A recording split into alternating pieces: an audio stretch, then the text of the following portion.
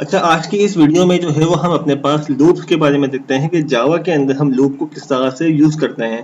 तो जावा के अंदर जो लूप्स हैं वो हमारे पास चार टाइप्स के होते हैं। हमने सी के अंदर पढ़ा होगा, तीन टाइप के थे हमारे पास।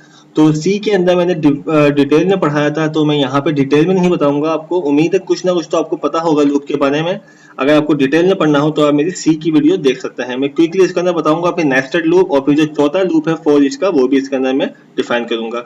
सबसे पहले हम फॉर का लूप देखते हैं। हमें मालूम है फॉर के लूप के अंदर जो तीन स्टेप्स होते हैं, इनिशियलाइज, फाइनलाइज एंड इंक्रीमेंट या डिक्रीमेंट। मैं एफ ओ आर लिख के टैब दबाता हूं तो मुझे फॉर का लूप मिल जाता है। ठीक, यहाँ पे जाके मैं इसको करता हूँ वन। अच्छा, ये जीरो से स्टार्ट क्यों होता है, जो कि हम नेक्स्ट वीडियो में देखेंगे एरे। तो एरे के साथ हम इसका कॉम्बिनेशन करते हुए हम दोनों को मिला के यूज करेंगे, तो उसमें आपको मालूम हो जाएगा कि एरे भी जीरो से स्टार्ट होता है और फॉर का लूप बाय डिफॉल्ट। बाकी हम चाहे तो जहां से भी चाहे स्टार्ट कर सकते हैं। अभी फिलहाल हम सिस्टम डॉट आउट लिख के हेलो वर्ल्ड प्रिंट करते हैं इसके अंदर, और देखते हैं कितनी दफा आएगा। तो इस मतलब इस जो वहां पर यहाँ पे जो system dot out dot print एलन के अंदर जो भी हमने लिखा हुआ है वो 1 से लेकर 10 टाइम्स तक चलेगा। एग्जीक्यूट करते हैं और देखते हैं कि क्या वाकई 10 टाइम्स ये रन हुआ। तो हम चाहे सिंगल लाइन चाहे मल्टीपल लाइन, जो भी इस कर्ली ब्रैकेट के अंदर लिखा जाएगा वो 10 दफा चलेगा। अब कैसे मालूम कि ये 10 दफा लिखा हुआ है, तो हम आई का वेरिएबल यहाँ लगा मतलब लिख देते हैं, और वेरिएबल कभी भी इनवर्टेड कॉमास में नहीं आता। तो यहाँ पे कॉन्केटिनेशन कर देता हूँ और हाथ के साथ स्पेस दे देते हैं, ताकि हम यहाँ पे देख सकें कि किस तरह से हमारे पास 1 से लेकर 10 तक चल रहा है। ठीक। अच्छा, तो इसके साथ ही हमारे पास एक होता है व्हाइल का लूप। हम व्हाइल का लूप भी देखते हैं अपने पास किस तरह से। इससे मैंने आपको टास्क दिया होगा कि टेबल बनाने का, तो आप लोग वो बनाइएगा। अच्छा, अब व्हाइल का लूप है हमारे पास, तो हम यहाँ पे लिखते हैं भाई व्हाइल। व्हाइल का थोड़ा सा सिंटैक्स चेंज होता है। व्हाइल के अंदर सबसे पहले लगाते हैं हम कंडीशन। अब कंडीशन लगाने के लिए हमें वेरिएबल की नीड है, तो हम एक वेरिएबल बना देते हैं ए, और ए में रखवा देते हैं 1। अब यहाँ पे कंडीशन के लिए मेरे पास ए मौजूद है। अगर ए इक्वल टू लेस देन 10 है मेरे पास, लेस देन इक्वल टू 10 है मेरे पास, तो क्या करें, वही चीज जो हमने फॉर के लूप से की है वही चीज हम यहाँ पे कर देते हैं। मैं काम भी कर देता हूँ, मैं इसको यहाँ से कॉपी करके प्रिंट कर देता हूँ नीचे ही अपने पास। ठीक, और लास्ट में ए प्लस प्लस एंड सेमीकोलन लगा दिया। तो जो काम हमने, अच्छा यहाँ पे ए आ जाएगा क्योंकि हमने आई को रिप्लेस कर दिया है ए से व्हाइल के लूप में। तो अब जो काम मैंने फॉर के लूप से किया था वही काम मैं व्हाइल के लूप से भी कर सकता हूँ। बस फर्क इतना है, जो इसके स्टेप एक ही लाइन में डिफाइन हुए हुए थे वो स्टेप इसके तोड़ के अलग अलग होगा, इनिशियलाइज, कंडीशन एंड इंक्रीमेंट और डिक्रीमेंट। क्योंकि आपको मालूम है, मैंने डिटेल में जब पढ़ाया था लूप तो उसमें ये बताया था कि सबसे पहले ये स्टेप आता है, फिर ये स्टेप आता है, फिर नीचे आके प्रिंट करता है, यहाँ पे बाद में जाता है। तो यहाँ पे वो बात आपको साबित होती हुई नजर आ रही होगी कि सबसे पहले इनिशियलाइज, फिर कंडीशन, फिर प्रिंट एंड देन इंक्रीमेंट या डिक्रीमेंट। तो उसको चेक करते हैं प्रिंट करके कि क्या आता है आउटपुट। तो आप देख सकते हैं यहाँ पे कि हमारे पास बिल्कुल सेम आउटपुट आया है जैसा हाथ से फॉर के लूप में आ रहा था। ठीक, डू व्हाइल लूप भी देखते हैं इसके अंदर कि क्या सिंटैक्स होता है इसके अंदर, और फिर जाएंगे हम नेस्टेड लूप के ऊपर। डू व्हाइल लूप के लिए भी हम एक इंटीजर डी वेरिएबल क्रिएट कर लेते हैं, और इसका जो सिंटैक्स होता है हमारे पास डू, उसके बाद व्हाइल। व्हाइल के अंदर तो कंडीशन आती है। कंडीशन क्या है हमारे पास, भाई ये हमारे पास है कंडीशन। उसके बाद अच्छा डी, यहाँ पे वेरिएबल हमें चेंज करना है, डी आ जाएगा क्योंकि हमारे पास डू व्हाइल लूप है। और यहाँ पे जाके जो मेरे पास कॉपी हुआ था control dot system dot out dot right line, और यहाँ पे डी कर दिया। थोड़ा सा मैं तेज जाऊंगा क्योंकि ये चीज मैं पढ़ा चुका हूँ। उसके बाद D plus plus. Do while के अंदर क्या होता है, इनिशियलाइज, प्रिंट होता है, इंक्रीमेंट होता है, देन हमारे पास जो है वो कंडीशन चेक करता है। और डू व्हाइल एक वाहिद ऐसा लूप है, अगर आपके पास कंडीशन 1 है, मतलब कि हमारे पास वेरिएबल 1 है और कंडीशन क्या है, D less than equal to 10, मतलब के 1 मौजूद है, क्या 1 10 से छोटा है, कंडीशन ट्रू हो रही है, तो ये भी बिल्कुल एज इट इज उस तरह ही काम करेगा जिस तरह से फॉर और व्हाइल काम करते आए थे। लेकिन डू व्हाइल के अंदर जो एक चेंजेस है वो ये है हमारे पास कि अगर मैं अपने पास कंडीशन को फोर्स कर दूं, 11 रखवा दिया मैंने, या मैंने यहाँ पे 100 रखवा दिया।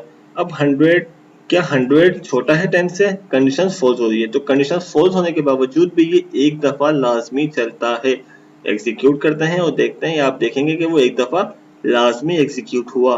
उसकी कंडीशन फॉल्स हो तो दोबारा मल्टीपल टाइम नहीं चला। तो ये डू व्हाइल का काम होता है। तो इस तीनों का हम लोग देखते हैं, बल्कि देखते आए हैं इस दो, ये 3 तरह के लूप को। अब फॉर ईच का लूप, फॉर ईच का लूप बेसिकली एरे के साथ ही या किसी लोकल डेटाबेस को जब हम पढ़ें तो उसके साथ हम इस्तेमाल कर सकते हैं।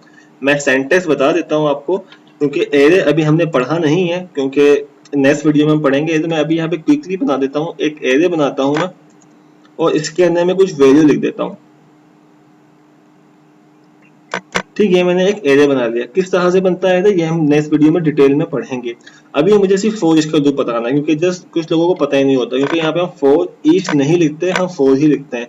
फॉर ही लिखते हुए हम ब्रैकेट लगाते हैं, यहाँ पे हम बना लेते हैं कोई भी वेरिएबल जो कि इंटीजर, वाइल इंटीजर अगर आपकी वैल्यूज है तो आप उसमें इंटीजर लिखेंगे, अगर आपके पास दूसरे टाइप की वैल्यू है एरे तो आप उस टाइप की यहाँ लिखेंगे। ठीक, मैं यहाँ पे कोई सा भी एक वेरिएबल क्रिएट कर लेता हूँ ए और कॉलन और यहाँ पे याद देखो और बीच में लगा दूंगा इसके बाद ARR।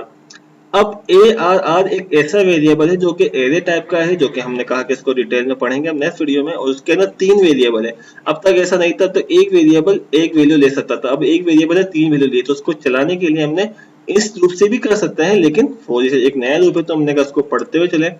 अब एक एक करके इसको फॉर ईच इसलिए कहा जाता है, फॉर के बाद वो एक एक करके जो एक एक वैल्यूज है वो यहाँ से यहाँ ट्रांसफर करता रहेगा और उसको प्रिंट करता रहेगा। तो हम सिस्टम डॉट आउट के अंदर मैं अगर ए को प्रिंट कर दूं तो अब आप देखेंगे जो ARR के अंदर ARR का जो वेरिएबल है उसके अंदर जो वैल्यूज मौजूद है वो सारी एक एक करके ए में आती रहेगी और वो प्रिंट कर देगा। और कब तक चलेगा ये कोई कंडीशन तो लगाई नहीं है, तो इसकी खास बात यह है कि जब तक इसकी वैल्यूज होंगी जब तक चलता रहेगा, चाहे मैं वैल्यूज को बढ़ा के ना दूं।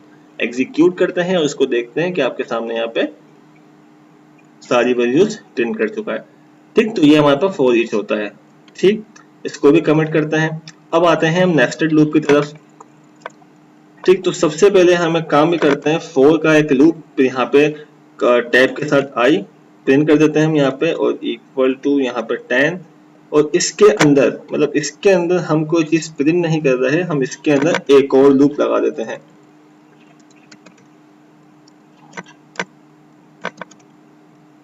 क्या हो गया इसको?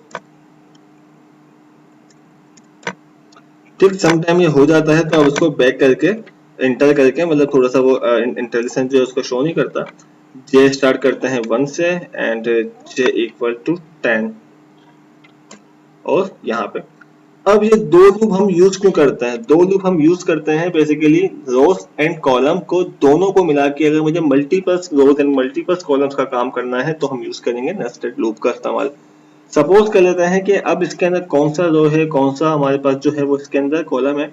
तो जो आउटर लूप, इसको हम आउटर लूप भी कहते हैं, इसे हम इनर लूप भी कहते हैं। तो आउटर लूप को हम यूज करते हैं फॉर रोज के लिए और इनर लूप को हम यूज करते हैं कॉलम के लिए।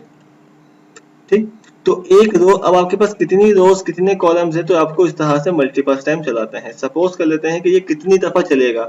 अब बज़ाहिर तो होगा ये कि भाई 10 दफा ये चल रहा है, 10 दफा ये चल रहा है, 20 दफा चलेगा, लेकिन ऐसा नहीं है, ये 100 दफा चलेगा, क्योंकि इसका एंडिंग पॉइंट और इसका एंडिंग पॉइंट आपस में मल्टीप्लाई होते हैं। तो 10 10 100।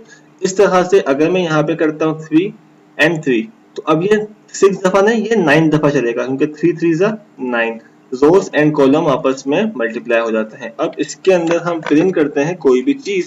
सपोज कर लेते हैं मैंने जाके लिख दिया यहाँ पे हेलो लिख देता हूं मैं यहाँ पे जाके। अब हेलो देखिए कितनी दफा आएगा, तो ये 9 टाइम्स आना चाहिए। एग्जीक्यूट करते हैं और इसको देख लेते हैं हम अपने पास 1 2 3 4 5 6 7 8 एंड 9।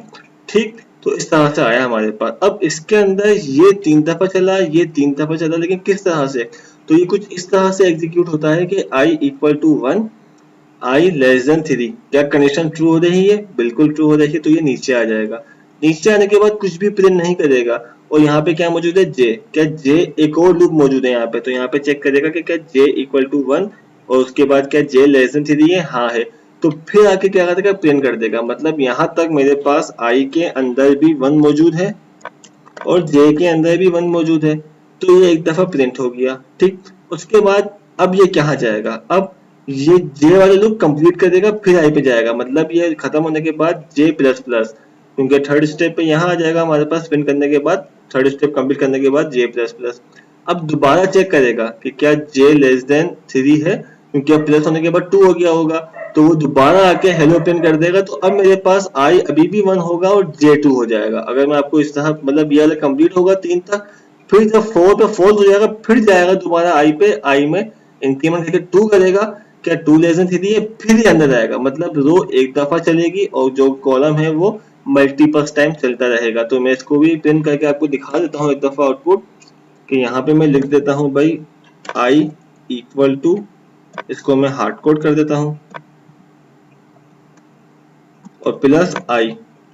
तो अब आप यहाँ देखेंगे कि i किस तरह चलेगा, क्योंकि मेरे पास हमने क्या बोला कि ये 3 दफा चलेगा, क्योंकि 3 दफा चल रहा है, ये एक दफा चलेगा, ये 3 दफा, ये एक दफा चलेगा, ये 3 दफा, और फिर ये एक दफा चलेगा और ये 3 दफा। तो अब जो मेरे पास आउटपुट आना चाहिए वो आना चाहिए 1 1 1 2 2 2 3 3 3, क्योंकि i 1 होगा उसको j 3 दफा चला देगा। एग्जीक्यूट करते हैं, जो कि मेरे पास ln लगा हुआ है, तो ये हॉरिजॉन्टल की जगह, हॉरिजॉन्टल नहीं है, ये वर्टिकल आएगा। तो देखते हैं i equal to 1, i equal to 1, i equal to 1, i equal to 2, i equal to 2 और i इक्वल टू 2। तो ये मेरे पास इस तरह से आएगा। इसी तरह से मैं अगर यहाँ पे j प्रिंट कर दूं j, तो अब आप देखेंगे कि j किस तरह आएगा मेरे पास 1 2 3 1 2 3 और 1 2 3। तो इसी तरह से हम इसका आउटपुट जिस तरह चाहें उस तरह से ला सकते हैं। ठीक, तो ये हमारे पास नेस्टेड लूप होते हैं, जो कि आपको प्रैक्टिस करनी है ज्यादा से ज्यादा, जब भी आपको समझ में आएगा। इसके बहुत सारे टास्क हैं। इसका एक टास्क मैंने भी दिया था आप लोगों को कि आपको इस तरह बनाना है, बल्कि मैं इसको नोट पैड पे बताता हूँ।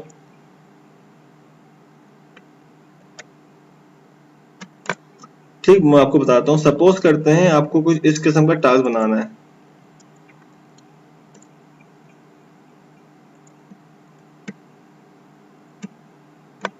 ठीक, कुछ इस किस्म का जो है वो आपको टास्क बनाना है। ये हो गया, या इस तरह से हो गया 1 2 3 4 5 इस किस्म का। तो अगर आपको इस किस्म के कोई टास्क वगैरह बनाने को मिले होंगे, जो कि अक्सर मिलते हैं, पिरामिड डायग्राम वगैरह भी कहते हैं, इसकी जगह चाहे आप नंबर ले दो भाई 1 1 2 1 2 3 1 2 3 4 1 2 3 4 5। तो इस किस्म के जितने भी टास्क होते हैं वो सारे के सारे जो बनते हैं वो बनते हैं नेस्टेड लूप से ही। तो किस तरह बनते हैं हम वो देख लेते हैं अपने पास। सपोज करते हैं अब यहाँ पे जाके हमें प्रिंट करना है अपने पास स्टैटिक। तो हम यहाँ पे क्या करते हैं अपने पास, हम सबसे पहले यहाँ पे स्टैटिक को प्रिंट कर लेते हैं। अब स्टैटिक को प्रिंट करने के बाद हमें तो यहाँ पे स्टैटिक मिल जाएगा। तो अब ये इस तरह कैसे आएगा कि फर्स्ट टाइम पे फर्स्ट और सेकंड टाइम पे सेकंड। तो अब यहाँ पे हम क्या करेंगे, यहाँ पे हमारे पास कॉलम, तो कॉलम जब चलेगा तो हमारे पास न्यू लाइन पे हमें नीड नहीं है कि वो न्यू लाइन पे आए, हम पहले एक ही लाइन पे इसको एग्जीक्यूट करते हैं। तो अब आप देखेंगे वो इस तरह से एक ही लाइन पे चलता हुआ आ गया। अब हमें ये करना है कि भाई जब ये कॉलम पूरा हो जाए, जब रो ब्रेक हो रही हो, मतलब कि यहाँ जब रो ब्रेक हो रही हो उस टाइम एक न्यू लाइन आ जाए। तो अब देखते हैं कि किस तरह से इसका आउटपुट आएगा। तो अब आप देखेंगे कि इसका आउटपुट कुछ इस तरह से आ रहा है। ठीक, मतलब कि हमने जो लिखा था वो इस तरह लिखा हुआ था। अब ये 5 टाइम चल रहा है, मतलब 5 टाइम ये एग्जीक्यूट हो रहा है, तो हम जाके इसको 5 टाइम कर देंगे तो हमारे पास 5 टाइम आ जाएगा। ठीक, अब हमें सिर्फ और सिर्फ, क्योंकि हमने यहाँ पे क्या किया, मतलब ये एक रो के अंदर 5 कॉलम, ऐसा ही है, मतलब एक रो चलेगी उसके बाद 5 कॉलम चलेंगे, फिर एक रो चलेगी फिर 5 कॉलम चलेंगे, तो मतलब 5 रोज होंगी और जिसमें 5 कॉलम्स, तो 5 5 से 25। तो आप यहाँ पे देख सकते हैं जो हमारा आउटपुट है इसके अंदर वो बिल्कुल इसी तरह से चल रहा है। अब हमें ये करना है कि यहाँ से ये रिमूव करना है, ये रिमूव करना है, ये रिमूव करना है। तो होता ये है इसके अंदर, अगर आप देखें कि भाई 1 2 1 2 3, मतलब जब रो चले, अगर रो 1 थी तो कॉलम भी 1 थे, अगर रो 2 ही मतलब 1 से सेकंड रो पे आई तो कॉलम भी 2 हो गए, अब थर्ड रो पे आई तो कॉलम भी 3 हो गए। तो जितनी रोज है उतने ही कॉलम है। तो अब यहाँ पे जाके हम क्या करते हैं, जितनी रोज है उतने ही कॉलम्स हैं, तो हम यहाँ पे 5 को हार्ड कोड के बजाय ये आई यहाँ पे रखवा देते हैं कि भाई कॉलम कितने कॉलम होंगे जितनी रोज होंगी। अब फर्स्ट टाइम जब आई में 1 होगा तो इसका मतलब कॉलम भी 1 होगा, सेकंड टाइम जब आई में इंक्रीमेंट होगा तो 2, तो यहाँ पे मतलब 2 होगा। तो हमारा जो ये पिरामिड वाला टास्क है वो सिंपल सा हो जाएगा। ठीक, अभी ये इंक्रीमेंट है, आप डिक्रीमेंट बनाओगे तो आपको इसका अपोजिट भी मिल जाएगा।